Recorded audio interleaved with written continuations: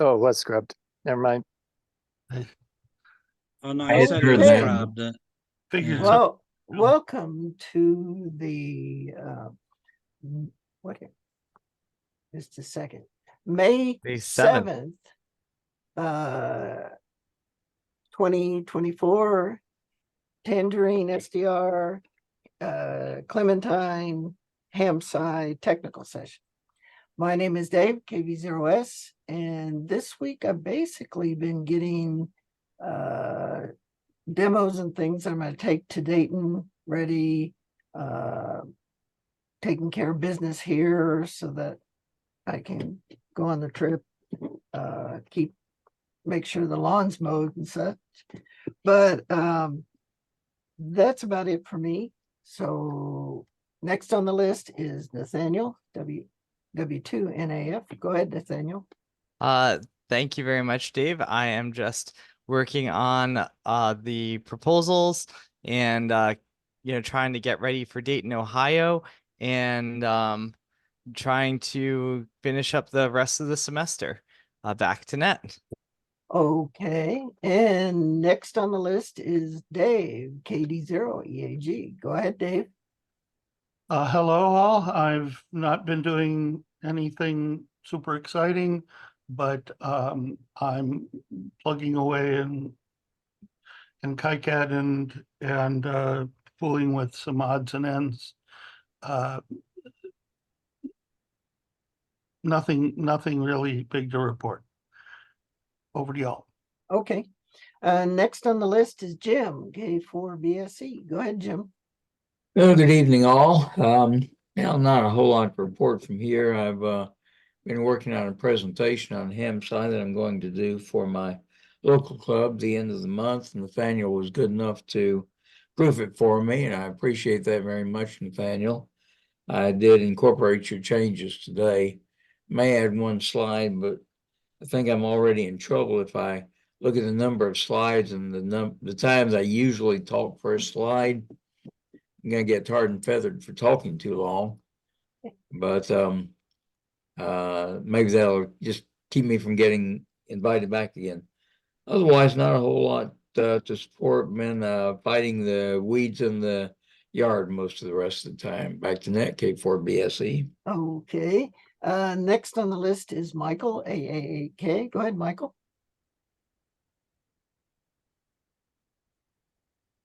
Gotta find the button. Thank you. Greetings to everyone listening. Back to you, Dave. Okay, and then next on the list is Bill Engelke, AB4EJ. Go ahead, Bill. Negative traffic today, Dave. Back to you. Okay, next on the list is Bob, N9ZP. Go ahead, Bob.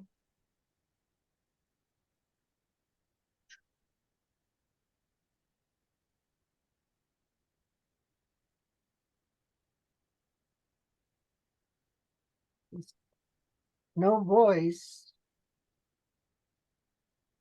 You see your mic is unmuted, but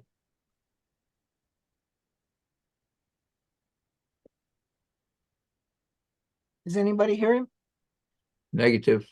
Okay, well, let's go on to the next one is another Bob in 5BRG. Go ahead, Bob. Hello, everybody. Not anything special to report. Back to you, Dave. Okay, next on the list is David, N1HAC. Go ahead, David. Good evening, everyone. A lot of things going on. We got some new projects, some old projects. As I think I've reported, we think we've got some good data from the eclipse on our EM Doppler project. It's going to be interesting pulling things out because as we realize when the propagation opened up, we got a whole forest of signals coming in. So much for clear channel stations. But we do think we've detected about a tenth, on the order of 1/10 of a hertz Doppler shift, which is par for the course for a 1 megahertz wave. And getting ready for Hamvention. I know, Gary's been soliciting people to give talks there. I should be able to do something as I have in the past. I'll make sure I get signed up, however that works. And then one thing that came up, I'll bring it up here. It may be more appropriate for the science session, but we were talking. I was on Gareth Perry's Friends of the Eclipse meeting this afternoon, and Alex Chartier said that he had noticed some sporadic E over Ohio specifically during the eclipse. And the question came up, who might have been following the VHF end of things during the eclipse? Was there any ham-sci activity? I'm sure there were VHF people listening, and I know there's a certain amount of whisper activity, but we can maybe talk about that later, if not right now. I think that's about it here, except that we did have a pretty good geomagnetic storm recently, but no aurora, but lots and lots of flares. There must be, the VLF must be really going crazy, and I wonder if we're seeing it on the grapes. So back to Net. Okay. Next on the list is Franco, K4VZ. Go ahead, Franco. Good evening, everyone. So, as I was telling to Dave earlier, I've been working this week and actually the last few weeks, a month, on this new prototype by Phil Harman and this Gene's Justin Pang in China, which is the so-called DFC, which is direct Fourier conversion SDR, as two ADCs, one DAC, and I was able to write some firmware for the FX based on the FX3, firmware for the FX3, and for a software for a client, and I was able to run about 100 megahertz both ADCs.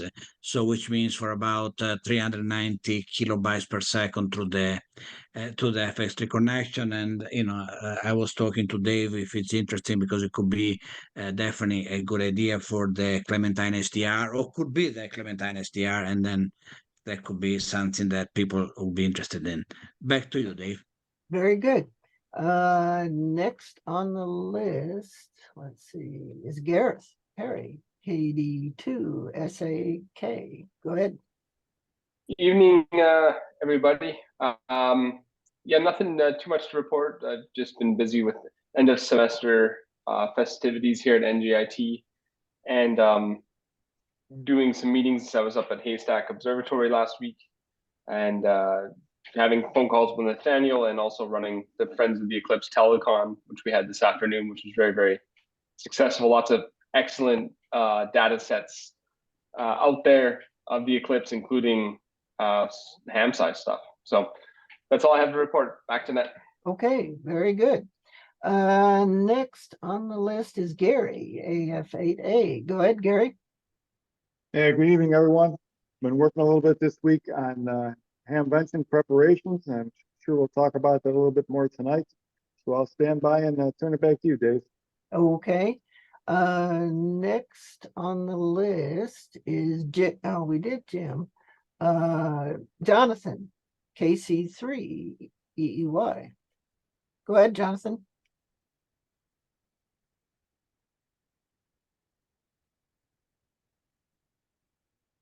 Well, he didn't turn on his mic. I'm here. Sorry about that. I've been working on the detailed cost estimate for the VLF system. Also, I've been working with the author of, or one of the maintainers of GPS Daemon. He was kind enough to add some decoding to the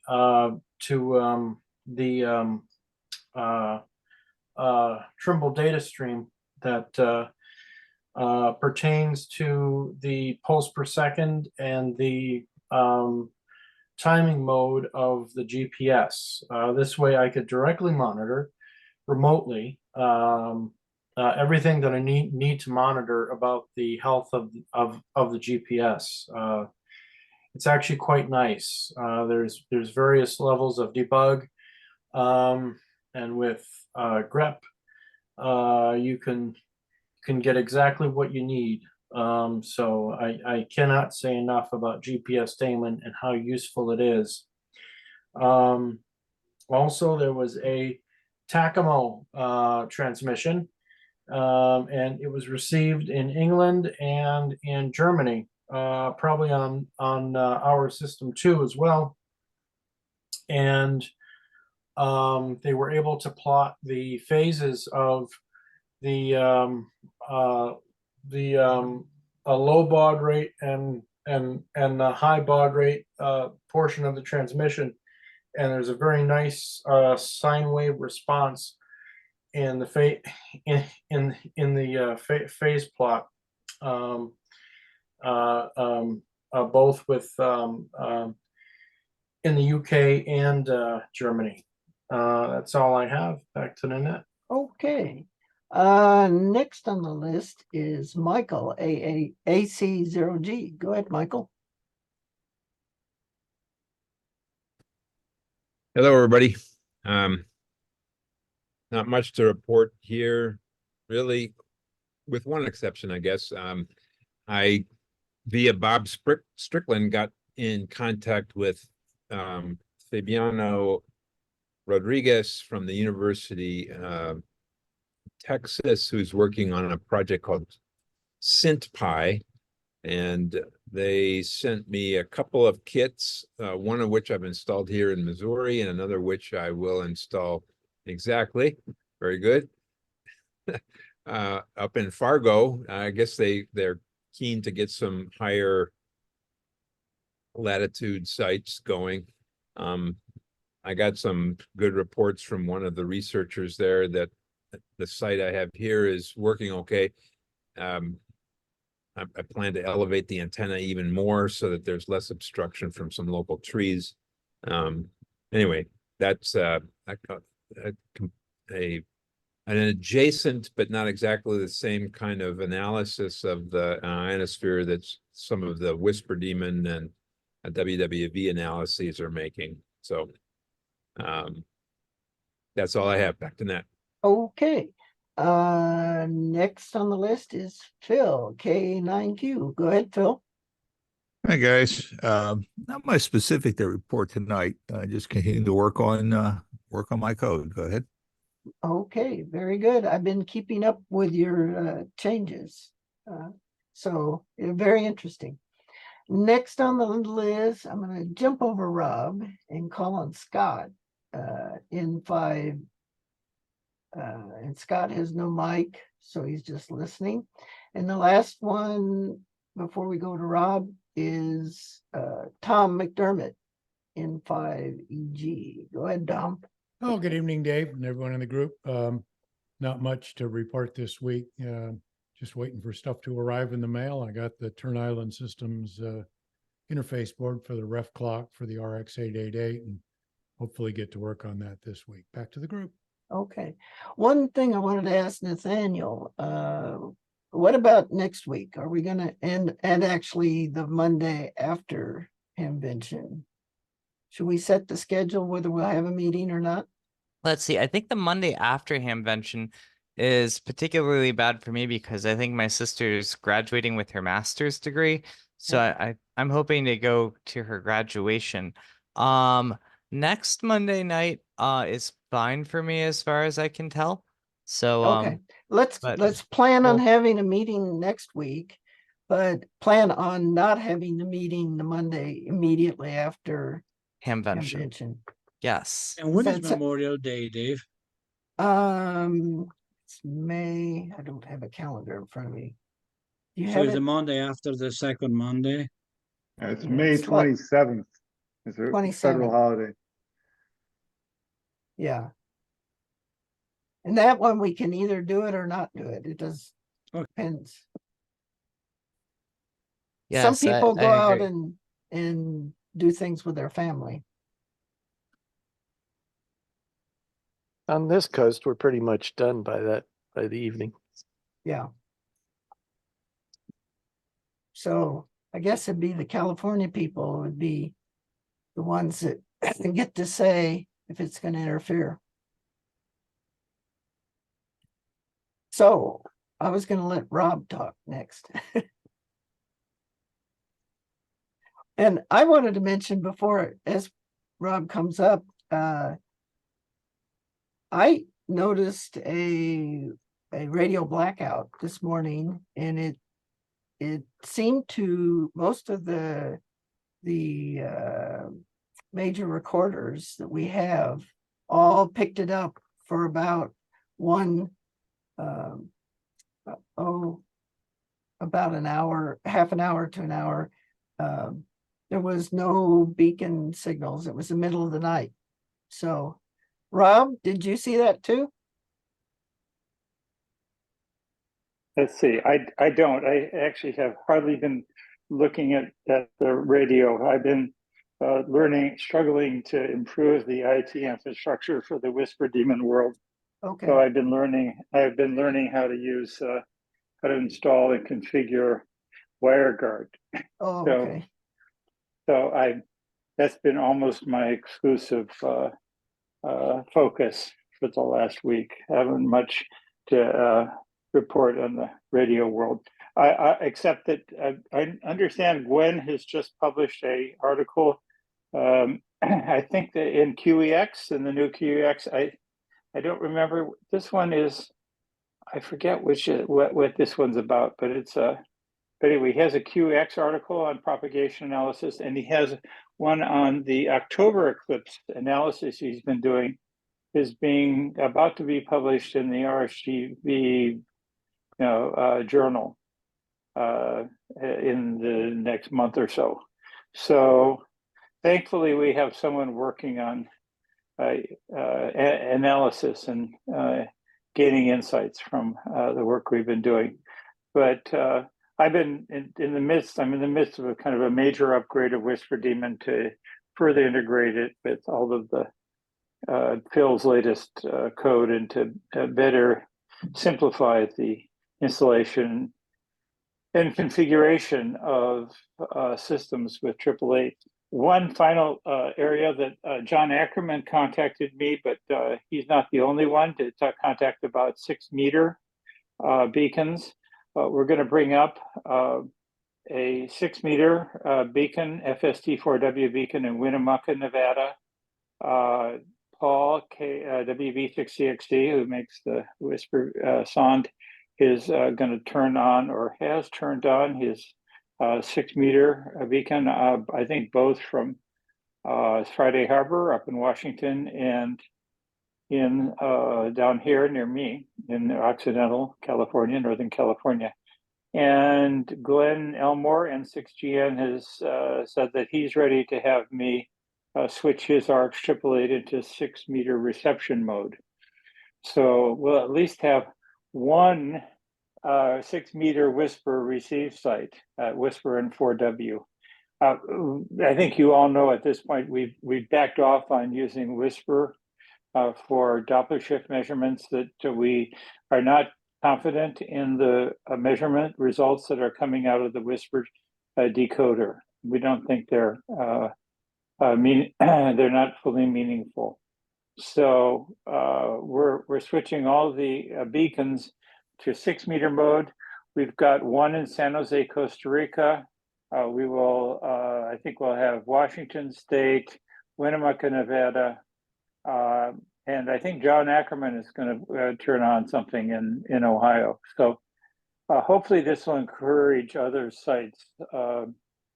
Any site that has a 888 can be run at and listen on 6 meters, but it depends upon the antenna and the receive system that they have. So I think that I think this is a timely to get turns our focus up to 6 meters in the next year or so. And thinking whether we turn up the sample rate on the existing 888s and see what antenna systems deliver, or we put up a separate receive system that can be integrated. Its decodes can be integrated with that of the lower frequency systems, the shortwave systems. However we approach it, I think it's timely. I'm not sure what the best architecture is in that environment. I think that the AirSpy and other devices that are better optimized for VHF and HF reception might be better SDRs for this application. Anyway, that's it for me. Back to Ned. Okay. Well, that brings us That to was the short. end of the list. So, Nathaniel, do you have things you want to talk about, or? Yeah, probably the first thing we should talk about is go over to Gary and talk a little bit about Hamvention. And one of the things we need to make sure we solidify is the roster of people who are going and who are going to get badges, exhibitor badges from HamSci, because we have a certain number of those available, and I don't think they are all spoken for. So, Gary, would you like to go ahead? Sure, not a problem. Yeah, right now, I don't have any list really. I wouldn't even call it a comprehensive list of who's going to be attending. So if there's somebody from HamSci, I like Dave McGaw, especially if you're going to be giving a booth talk, I'll definitely put you on the list. Obviously myself and Nathaniel. Others that will be attending at Hamvention, please speak up. Well, I'll be attending, but I have a Tepper tag. I will be there.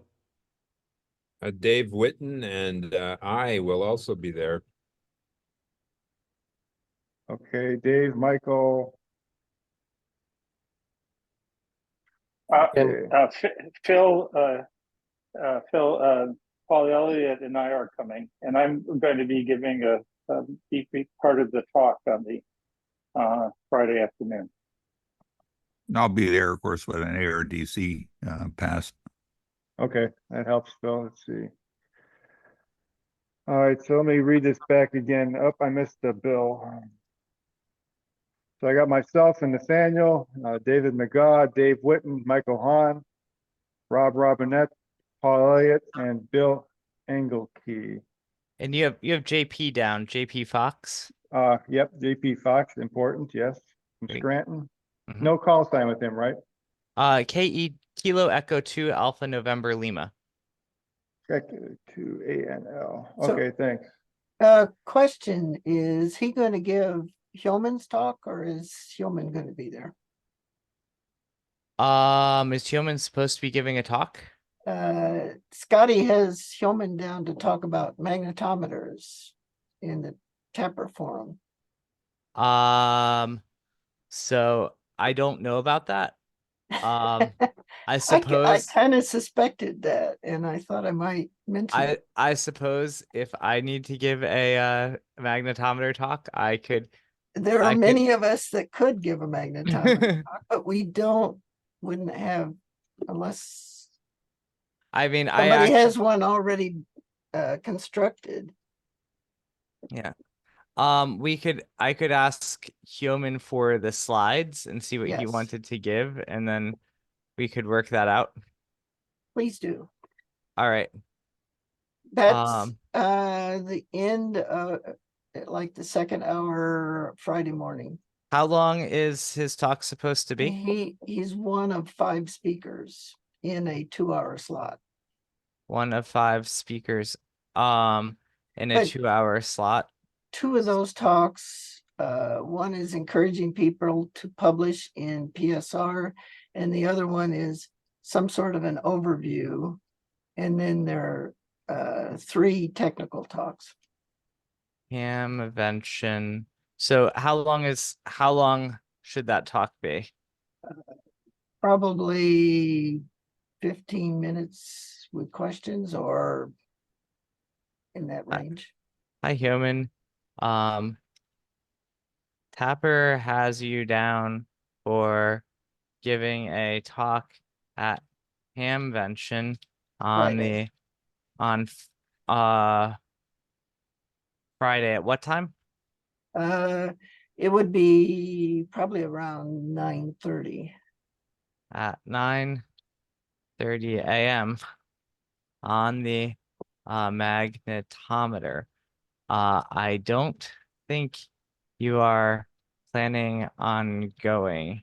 Is that true? If so, do you need, if you are not going, can you still come up with a slide deck that I or someone else from Hamsci Tapper can give? Thanks. All right. Very good. Thank you. All right. It's good to know. Whew. Okay. Yes, was there anything else, Gary? So I've got the 9 names for the badges, for the Hamside badges. Thanks everyone for that. And also the booth talks. We've only got one scheduled for sure. Myself, I was going to give George Kavanaugh's presentation on MUF and the Grape 1 data. And then Dave McGaw, you said all I really need from you, David, is the title. If you just email me the title of your talk, I'll plop it into the schedule and we'll be good to go. But that's only 2 out of our like 6 slots. So we're looking for more volunteers and we need to do some arm twisting. Rob, would you like to Yes. give a more would you and Paul Elliott like to have a more extended time in a booth talk? Yeah, I think that would make sense. I'll bring a 888 and a B-Link or something with me, and we can I can have a little hands-on, show people in exactly what the hardware looks like. Rob, I will have 2 B-Links running with Air Spies. Oh, good. In the Tapper booth. Oh, good. Okay, then I don't have to worry about that. I can show that off. Yes. Is John Ackerman going to be there? Yes.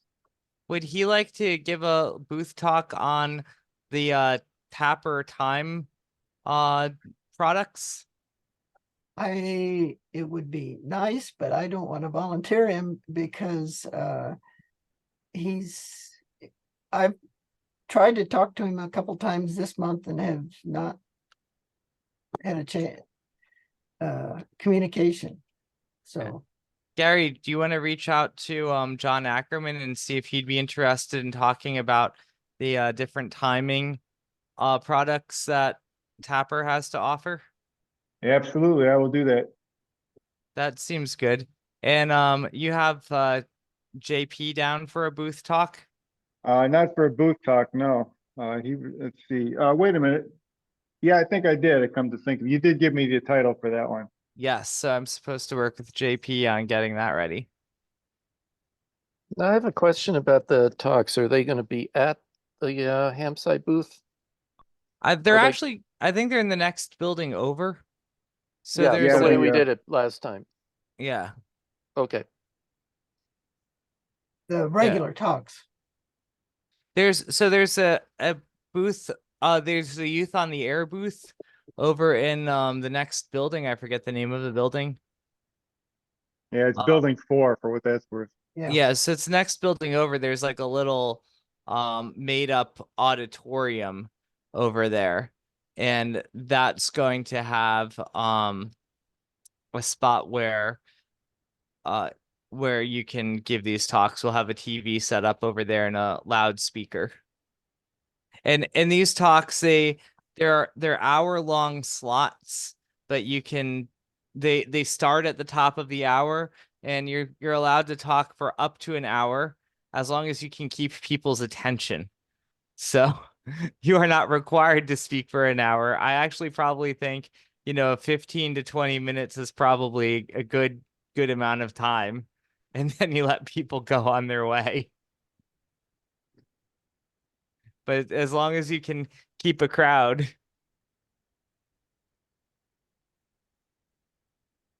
Okay, so that gives me two. That gives me myself giving George's talks. We got JP Fox, and there's one, two, three, possibly four more slots. So I think we may have Well, filled them up tonight.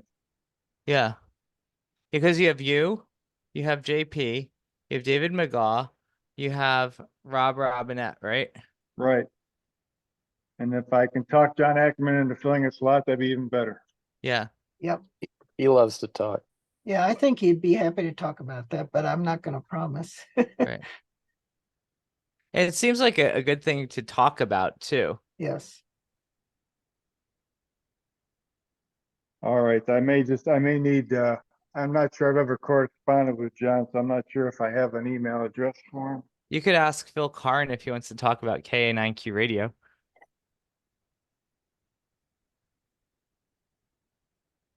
Happy to demonstrate it, sure.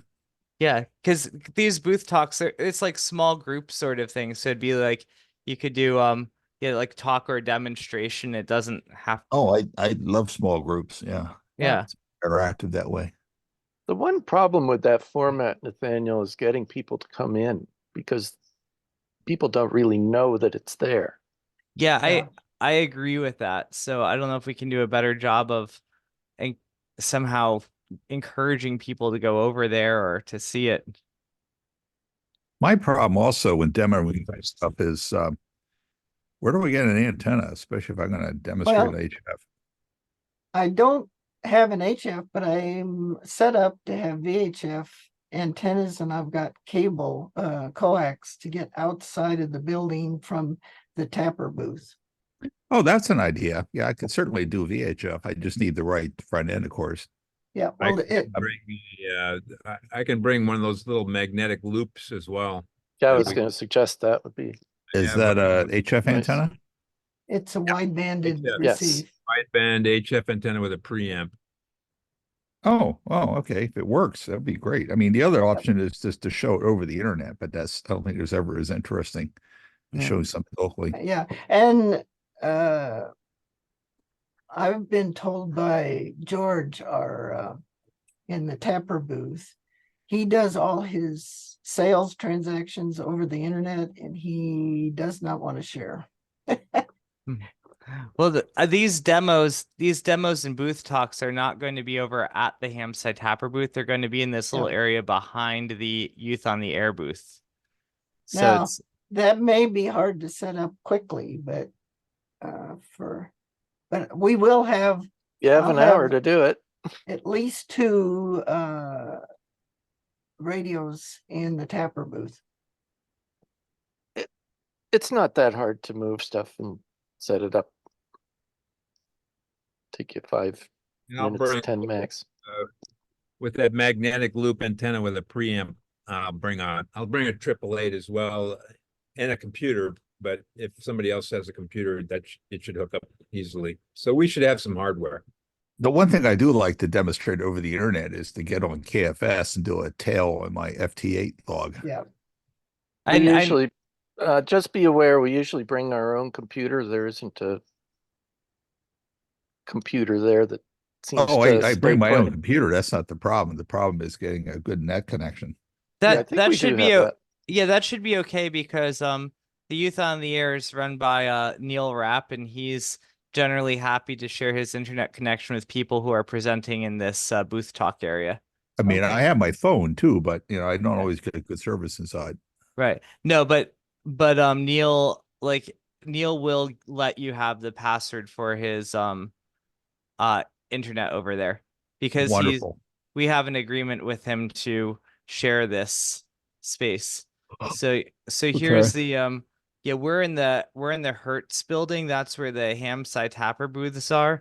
So Youth on the Air and the booth talks are over here in the Volta building. Okay. And just for backup, I can bring one of those gl.inet pulleys that has a Ethernet and a 4G connection. Excellent. T-Mobile. So we should have a way to get connected. I mean, it's not all that exciting to see text scrolling off a screen, but if you know what it is, then I know it might be Yeah. more impressive. Okay, And I think I'll- we've filled up our slots. Great. Beautiful. Anything else for Hamvention, or are we good then? I think that's it. We got, yeah, the passes and the booth talks was my concern. We got the forum covered pretty well, so. Great. So I guess the thing I have to do, or maybe Gary, can you email Hamvention and ask them what we need to do to exchange those passes? Because we'll have to get the new roster. I don't know if I have to upload it into the system or if you can just send them an email and then say, here's the new list and can we exchange it? Give you the old passes and they can give you new ones. Yeah, I'll see how security conscious they are. Just so everybody knows what we did last year was I was there on Thursday. I set up the Hamside booth. I went to the Hamvention headquarters and got all our passes, and basically was able to hand them out to pretty much everybody early first thing Friday morning. As everybody was standing in line, I was able to get in their passes. So not the best system in the world, but when you got a lot of people coming from a lot of different places, that seemed to work for the most part. So. And I'll send everybody my phone number so you can text me and let me know where you're at if I don't see you. I've still got That's a your good pass. idea. Oh, one thing I'll say is everybody pray for calm weather. Mm-hmm. And those who are in the Midwest right now, I understand Calm there's weather some and working there's some toilets. tornadoes coming through. Yeah. Calm weather and working toilets. Yes. Absolutely. Yeah, not in that order. Oh, great. Well, if it's okay, I might switch over to talking about the grant proposal a little bit. I'm still at the point, I was reviewing the budget again today, and I tried fleshing out the spreadsheet a little bit more, and I think I want to just go over it with people a little bit more and see if there's anything I thought I forgot or can do a little bit better or reduce the cost on, or maybe need to increase the cost, depending on how it goes. But the basic plan right now, the hope is that we field 30 systems that have combination magnetometers, RX 888s, and VLF receivers, and we're hoping that they're going to be sited at places that have good a good RF environment, RF and magnetometer environment. And then we're going to also hopefully site 10 whisper sound transceivers, and each of these are going to require a GPS antenna system. So what I've done is I've started to break this spreadsheet up into cost per unit approximately, and I said that so 30 of each of these receiver systems. Each of these systems are going to share one GPS antenna system, and then each whisper sound, which is going to be located at a different location, that will get its own GPS antenna system. So then we need 40 GPS antenna systems altogether, and I'm saying that, and then I'm saying it's $75 of shipping per person or per station in the total budget. So and then I broke it up. I said, okay, for the magnetometers, that I'm just using, I know we may end up using Dave Witten's design instead of the Tapper one, but I use the Tapper one as since they have that listed on the website already, I just put that price down for $120. I estimated a 250-foot run of Cat 6, and that comes out to I estimated $60.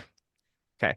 These prices in this column here under list price. These are prices that are more or less what I actually found on the internet. And then the requested price is what I'm planning on rounding things up to in the actual budget.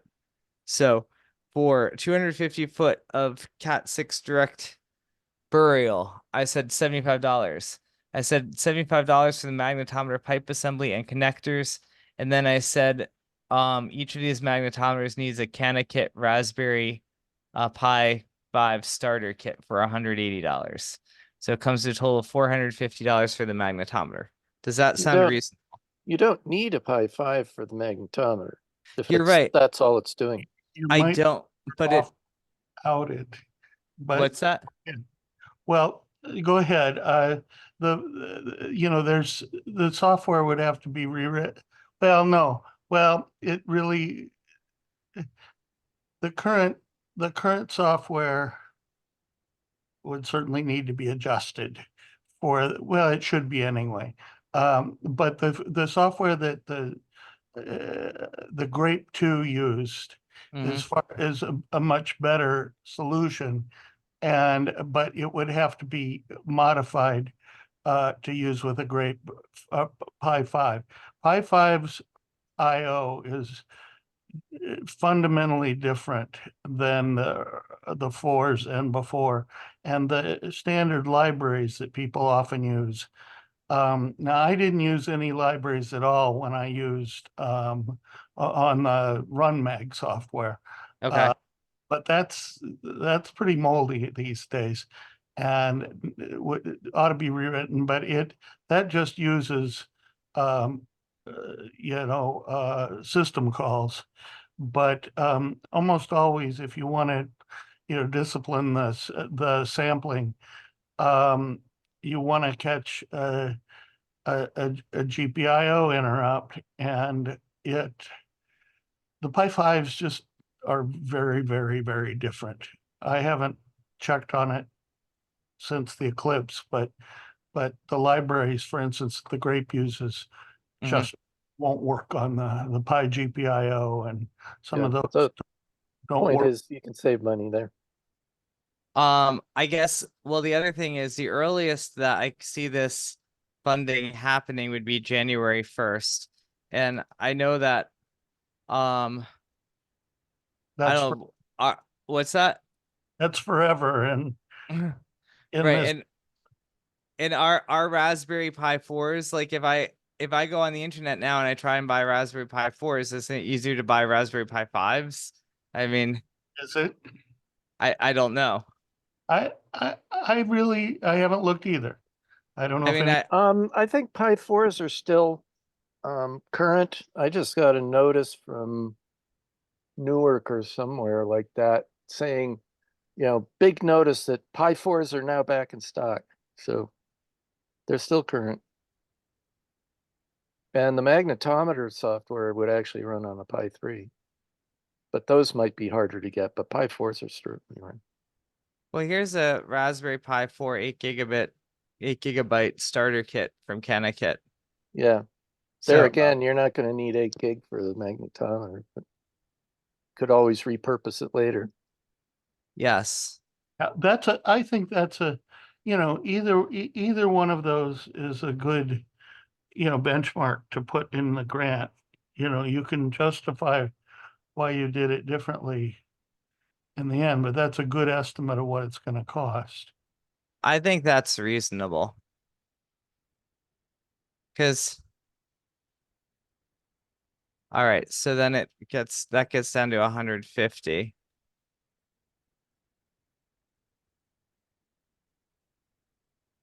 And to make everything balance the way I currently have it planned in my budget, I need to get this number down to $90,000. I can probably wiggle things up a little bit, but so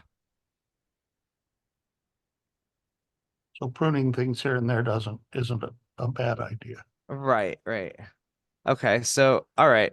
So yeah, then and just so you know, it was Newark just this morning sent a notice about Pi 4s, so clearly they're current. okay. I saw that it was on discount, so I might actually put that up to 160.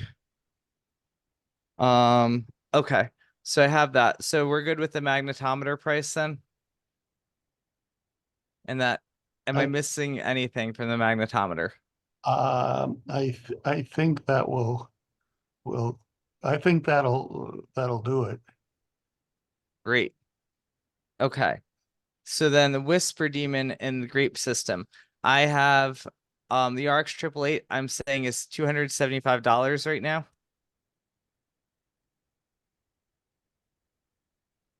I could probably get away with putting in 250.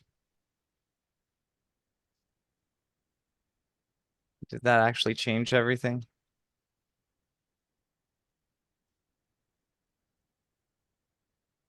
Whoops. 250. And then didn't see a price for the front end filter from Turn Island, but I estimated that to be about $50. Does that seem fair, Rob? I think it was. I half that. I got two for a little over $50. So maybe I'll say $30. Yeah. Okay. And then the RX clock adapter kit he said was on the website was $30. And then B-Link computers I put at 300. Leo Bodner's I put at 180. Now for I wanted to include an antenna in here, and I wanted to include like a standard antenna. So I said the DX Engineering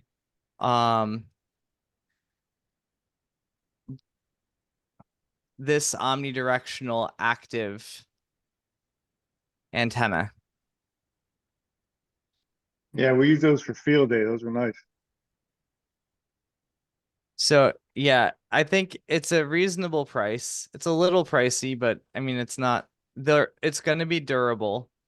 It's gonna be broadband, it's gonna be omnidirectional, and it's gonna be a modest footprint too. So I have that in there, and then I said RG6 coax, $80. And I didn't put anything in here for like connectors, coax adapters,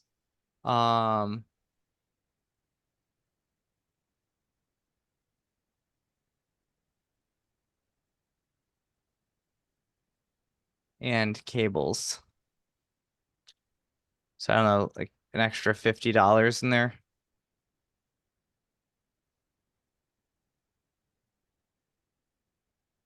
All right. So that brings up to 1270.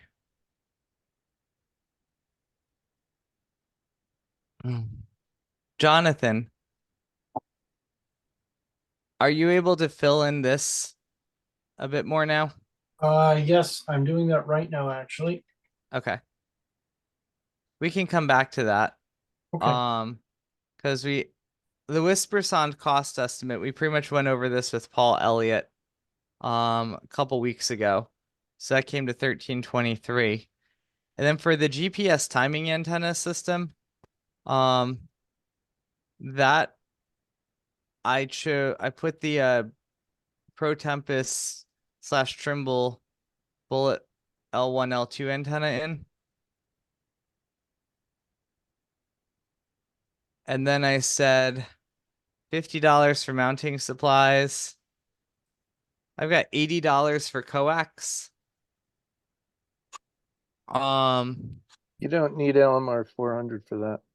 Yeah, that's what I was actually talking with Jonathan about that. What do you think is LMR 195 or equivalent? I mean, you can use RG6 television cable for that quite effectively. But if you want an LMR, either LMR 195 or 240. I'm actually using 240 equivalent right now. that's gonna be a little cheaper? That's our G8X size. Yeah. Yeah, I definitely agree with that. 240. Yeah, they recommend it for GPS applications and the Times microwave sites. So Yeah. Davis RSF, I think, has an equivalent of that. That's where we got ours. 240. I know,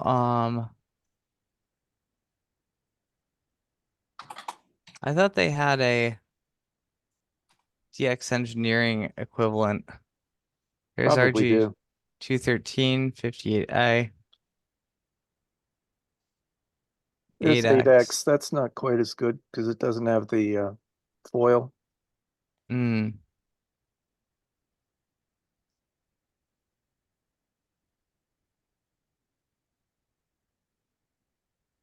There's 214. Yeah, That's that's RG8 size, double shield.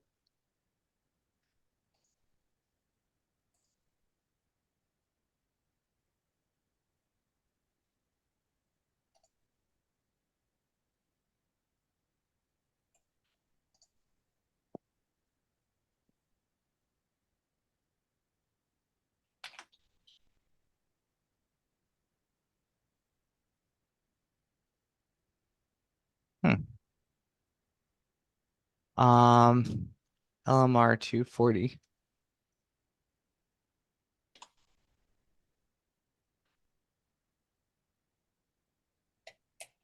It's running at about the same cost.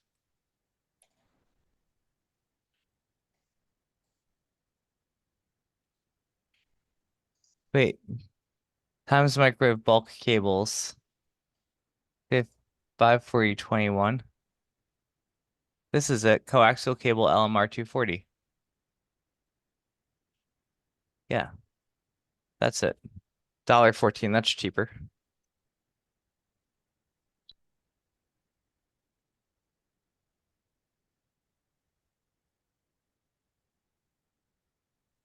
And that's now $1.14 a foot.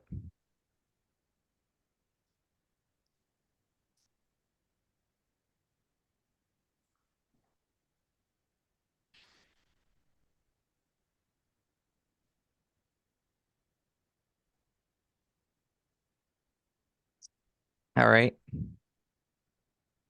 I probably don't need $50 and I don't know. I included this the Gus GPS splitter. $65. There, Wait, what? you do have to That's- order the box separately. I do.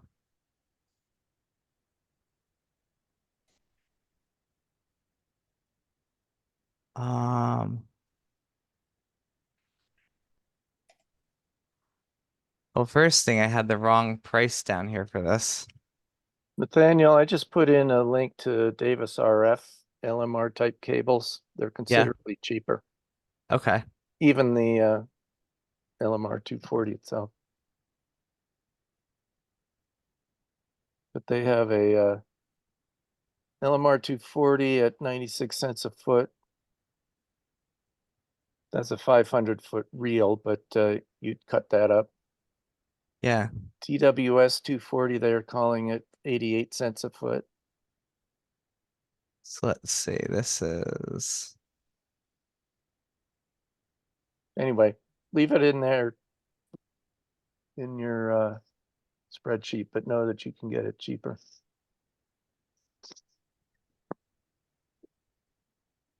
all right. Oh, I already have this in 0.96.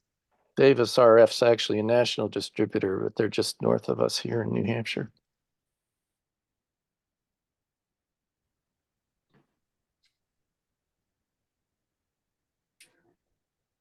Okay. And then Heck, there where's is the box for this? It's a different item. I'm supposed to be working on this eventually once I get a password. Gus case. Yes. $40.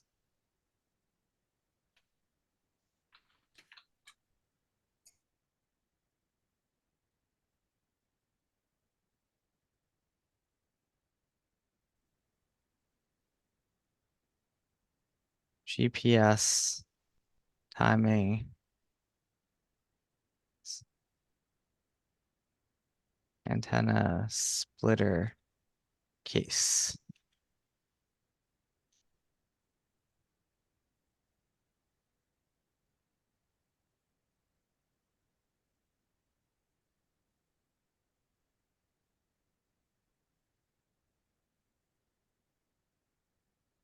Uh,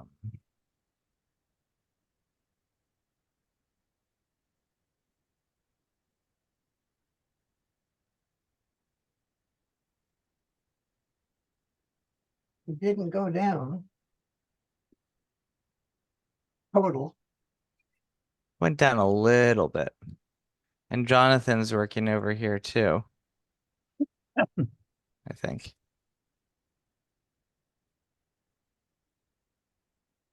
So Jonathan, how's this working for you?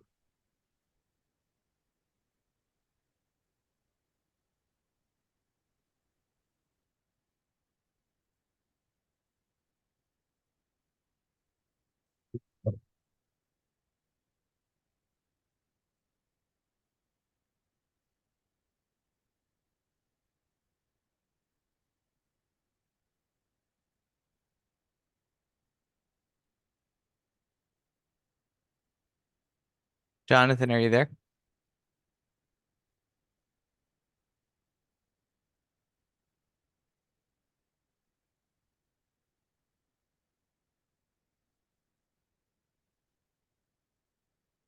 Jonathan?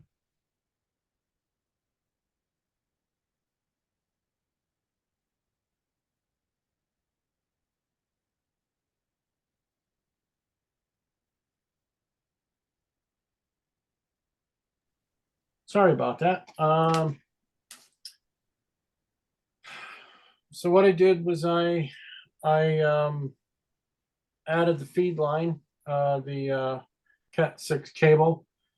We could use Cat 5.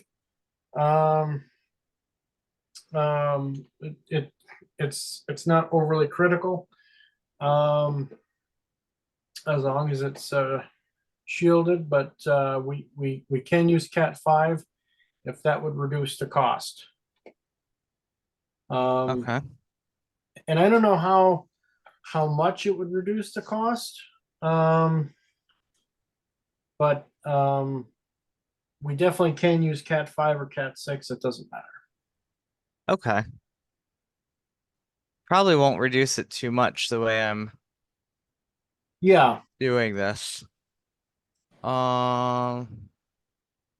Is it? And I just wanted to update the price on the E-field antenna and backup processor. 420 for the back end processor, and $200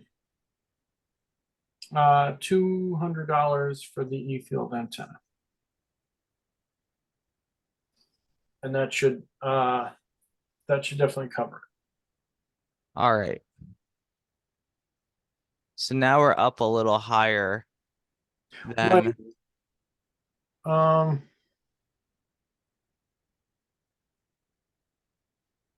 Which part of me wants to kind of cut from other areas a little bit, because this is supposed to be a deployment and operations grant. And let me just see if I can get this into here.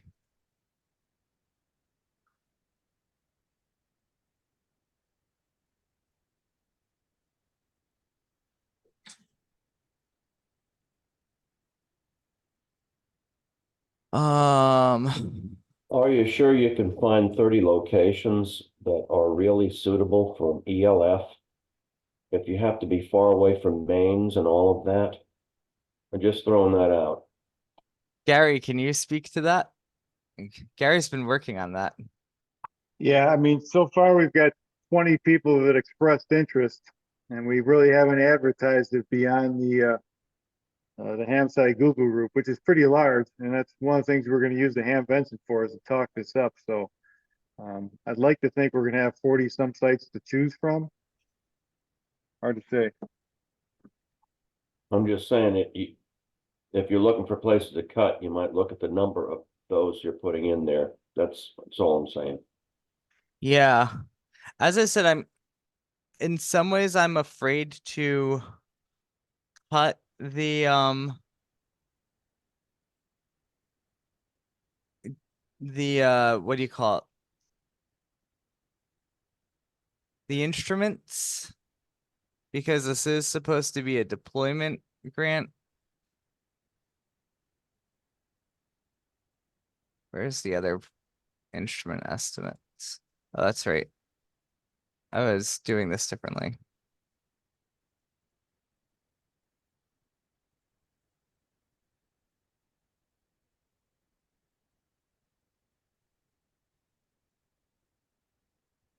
All right. 106,280.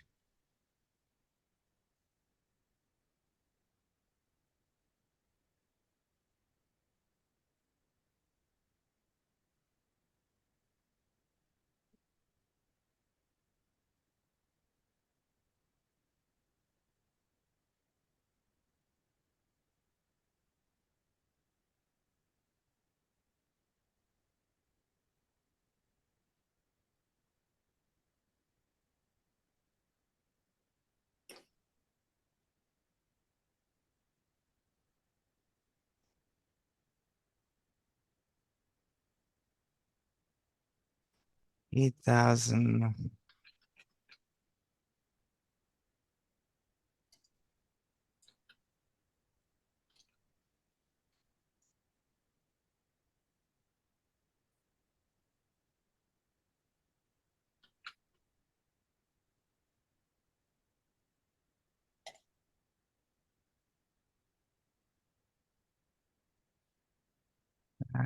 Great to cut there.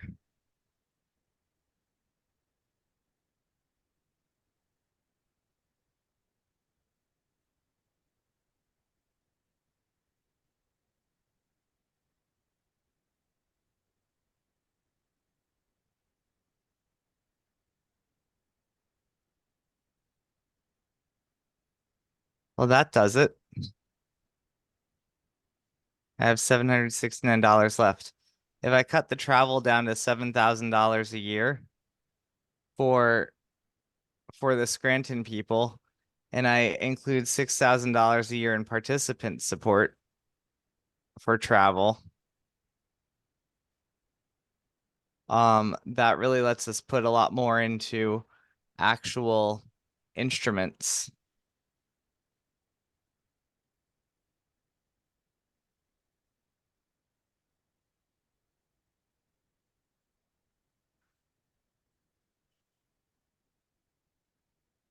I think that's reasonable because this travel,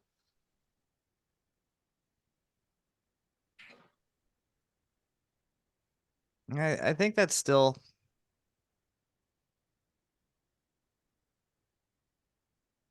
I think that's pretty good.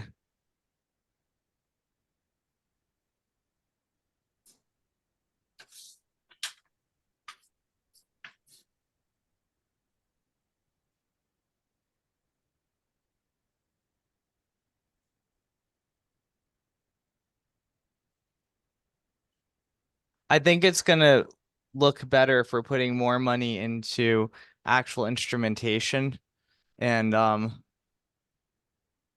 than really fleshing out the travel budget.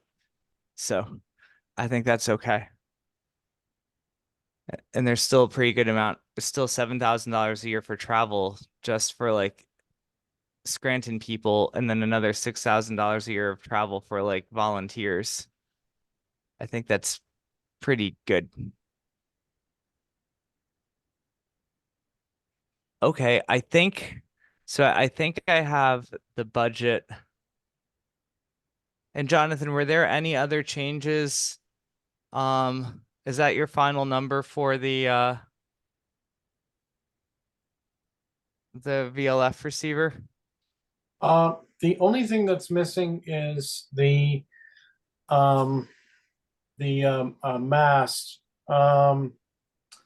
And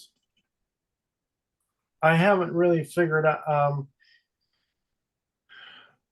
Yeah, the only thing that's really missing is the mast. But I want to use a metal mast, a metal pipe. Probably probably an aluminum pipe.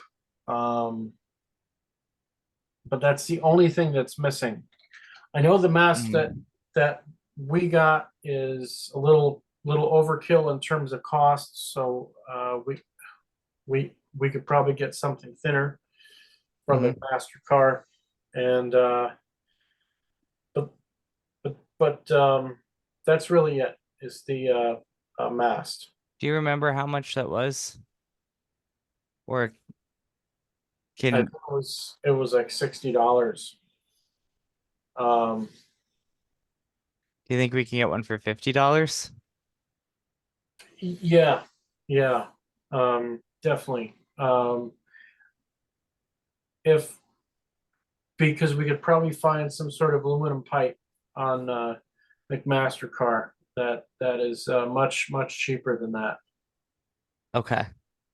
I'm wondering if I can shave off, just since I already balanced the budget, if I can shave off um 50 from someplace else.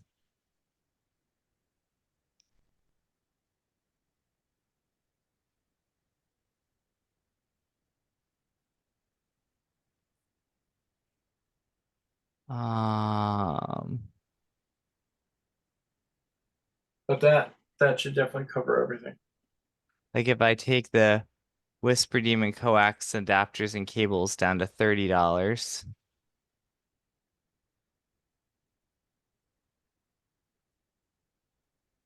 I take the pipe magnetometer pipe assembling connectors down to $60. So let's see, that was 75.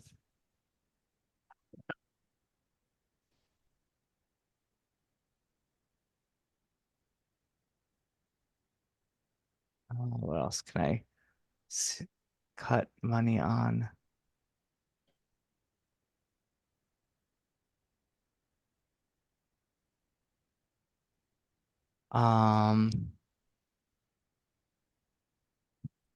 We can probably build that. We could probably.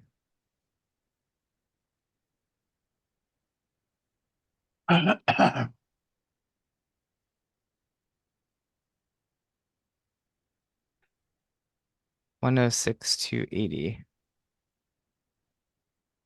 All right. Great. I put in $50 for a mast and I took off $25 from coax adapters for the Whisper Demon Grape Receiver, and I took off $25 from building the magnetometer pipe assembly kit. But I think there's enough other wiggle room that I think it'll be okay. Yeah. I think that should definitely do it. Okay. That's great. So, all right. So then I think we're gonna lock down the budget then. Yeah. All right. That sounds really good. At least for the VLF, yeah. I think for everything else too, because I think what I have to do tomorrow is I have to write up a budget justification. I need to write up a management plan.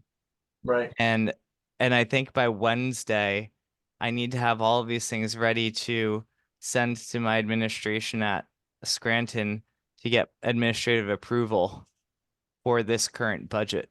Because that's usually the thing that has to get locked down first. So there isn't any research engineer in this there budget. is. Yeah, I have it marked down for Majid. Oh, okay. All in right. this one. So Okay. I'm calling you a volunteer in this particular grant. All right, good. Okay. Okay. So I have 160 hours of Majid's time each year All right. in this budget. For the NASA cinema one, we might do it differently, as you know. Yeah. But for this one, I have I'm putting 160 hours of research engineer time in there. Okay. Is that good? Yeah. And I'll try to do the most This way we won't have to,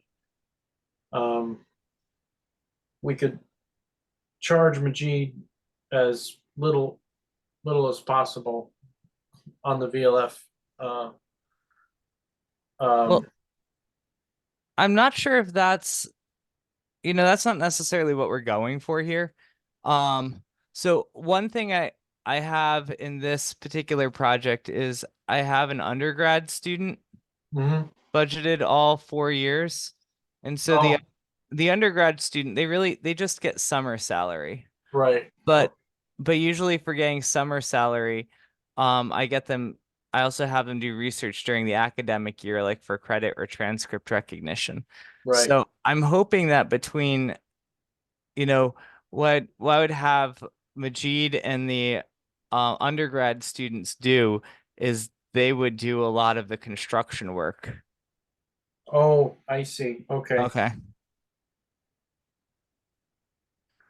Well, yeah, I was only thinking of like any ways to, shave off, a little here, a little there, but it's that's Well, I don't think we need to shave off anymore now because I think we have everything balanced. okay. All right. So now we're at the point where it's like it actually doesn't make any sense to, to change Majid's time because we would like to have him involved in the project. Oh, right. Okay. So I wasn't thinking about that right. I apologize for that. yeah. So I think what I'm going to do is I think in the management plan, I'm going to write that Majid and the undergrad students are going to work on assembling and shipping these devices. Okay. And I'm going to have you that you're going to be I think I'll have you as like a consultant. All right. Is this okay with you? Yes. Okay. I will make sure you see the management plan after I have a draft of it written out tomorrow. Okay. Awesome. Okay. Okay. So then, yeah, I think I have everything because I had to stay below that number and I have $769 left. So I have all that instrumentation in there and everything balances. All right. Good.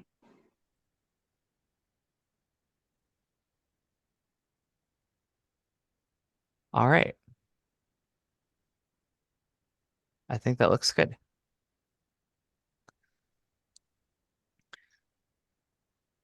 Anything else? Yeah, I've got a quick TDOA question. I can save you an email maybe. Sure. So Steve Serwin has got some of his participants looking for a place to upload some of the files they collected. Yes. And I was just going to create a Gmail email address for Steve and create a form and have people upload them there because that gives us 15 gigs of storage for free. Temporarily, that seems like a reasonable place to keep this stuff. I don't know long term where we'd want to move it, but do you want me to create a OneDrive folder why don't I create a OneDrive folder on my Scranton OneDrive account that you whatever can works, share? whatever. That's why I wanted to ask before I did it. So Yeah, let me do that right now. I mean, obviously Steve will need access to it to be able to pull stuff down, but yeah, well, I can make it so that anyone can write to it. And I actually already have I have a Solar Eclipse QSO party. Shared team folder, scoring committee observations.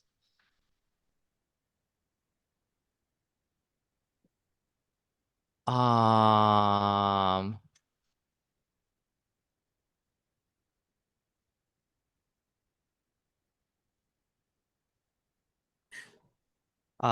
FOEIS TDOA public folder. Supposedly, I have a terabyte of OneDrive storage that the university gives me. And I don't know what happens when I get to that terabyte, but I've been meaning to ask my IT department if it's possible to have that allocation expanded.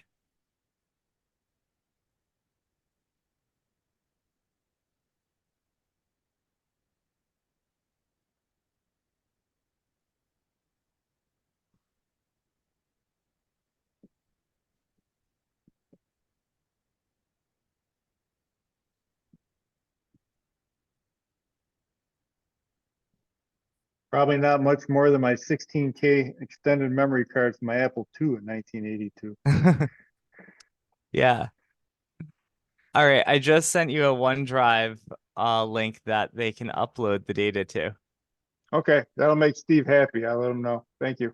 Great. Oh, okay. And I'll say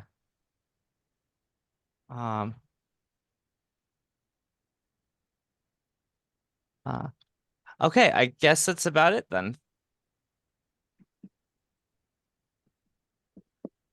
Oh, Gary, I owe you some more pictures and a link to my CDR poster. I will get that to you very soon. Okay, great. Yeah, because that's some of the stuff I wanted Lisa to be able to print out for us before next week. So great. Oh, and I know that Scott Newell doesn't have a microphone, but he asked in the chat, do we have an estimate? Do we have to estimate the data produced by the instruments in the budget for the storage? And the answer to that is yes, we do. But that comes out of a different budget that Bill Engelke is working on. So that's already accounted for elsewhere. So we didn't have to worry about that on this particular budget. And Dave Larson, are you still there?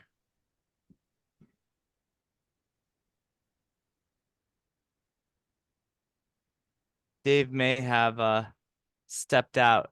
But Scotty said that a pre-recording of Yeoman's talk is fine.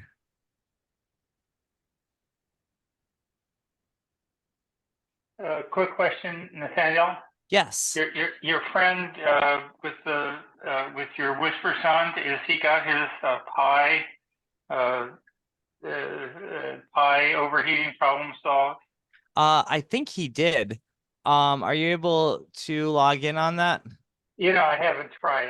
I was thinking I would give him a remote access channel that's okay, so that we could we wouldn't be he could be integrated with the rest of the whisper songs. We have single line access, command line access to all the whisper songs now, so Great. we can monitor and manage them. And you've seen we put a table, the exact frequency to the microhertz of each of the whisper sound transmitters on each band.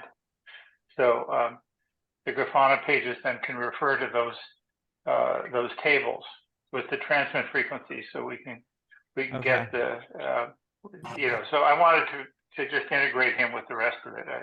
Yes. So he had said that he put the new case on that should have hopefully taken care of the thermal issues, but I'm trying to log in now and it seems like I'm still not able to get in. So I don't know that he has really resolved it. Okay, well, I mean, I can ping him. I can ping him again now. Yeah, it would be good. We'd like, we have a database of all of the whisper sound transmitters and their transmit frequency. So great. Thanks. I just tried, but cannot log in. Is it still working? All right, I just pinged him on that. Okay. Great. Anything else for tonight?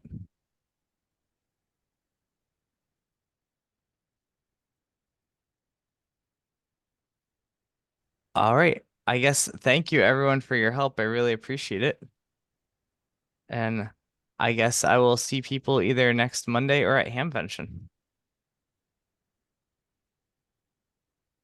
Nathaniel, All right, very good. Are you looking for us to submit our side of the proposal by Wednesday as well, so that you can include it with what No. you stipulate? No, you don't have to, you do not have to have yours submitted to us. Your proposal needs to be approved by your administration in whatever time that is. And you will have to have you're going to upload your budget directly to research.gov and you're going to submit it to NSF before Scranton submits our budget. And I can go over that on Wednesday morning with everyone. Okay. So, yeah, I don't know whether I'll make it on Wednesday or not, but I will make sure that somebody does. okay, that sounds good. I will endeavor to be on that meeting, but I've got to travel somewhere on Wednesday. So anyway, Okay. should be able to, but in case I don't show up, you'll know there's no major issue.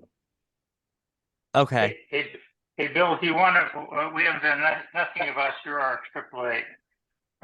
We'd love to get you back on the air and spotting. Maybe why don't you bring your? Is there a problem with your server? I don't even see your server online anymore. No, I turned it off since it wasn't doing anything. It's just sitting here burning up electricity. Yeah. So, I don't think the server's a problem. Then it's just the AAA. So, why don't we? I have a couple of AAAs here, so I'll bring them with me to the show. Maybe you bring yours, we can exchange them. Okay, all right. I think we've had some other people who've had similar problems with their AAAs going deaf. So this seems to be one of its failure mode. Okay.